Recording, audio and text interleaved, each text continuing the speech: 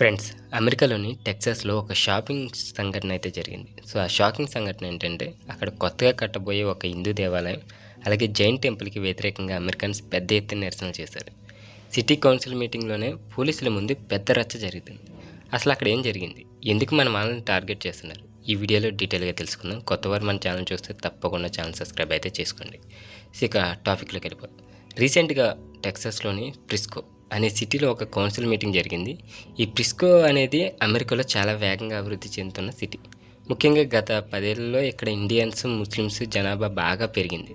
అయితే ఈ సిటీలో కొత్తగా ఒక హిందూ టెంపుల్, ఒక జైన్ టెంపుల్, ఇంకొక మసీదు నిర్మాణానికి అప్రూవల్ ఇవ్వడం కోసం ఈ మీటింగ్ ఏర్పాటు చేశారు.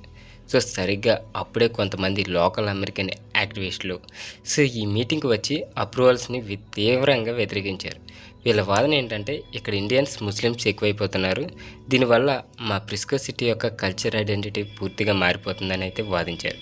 సో, అతను ఎవరైతే ఉన్నారో పోలీసులు అతను పట్టుకెళ్తూ లేదా కంట్రోల్ చేస్తున్న విజువల్ అంటే కంట్రోల్ చేస్తున్నట్టు మనకైతే విజువల్ అయితే చూపించారు.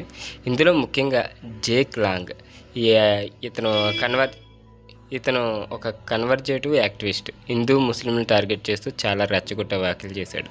దీంతో ఆ మీటింగ్ హాల్‌లో ఒక్కసారి వాతావరణం వేడెక్కింది.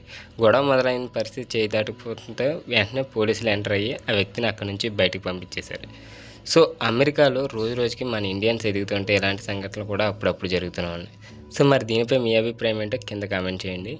ఈ ఇన్ఫర్మేషన్ నచ్చితే వీడియోని లైక్ చేసి ఇలాంటి మరిన్ని ఇంట్రెస్టింగ్ అప్డేట్స్ కోసం మన ఛానల్ తప్పకుండా సబ్స్క్రైబ్ అయితే చేసుకోండి.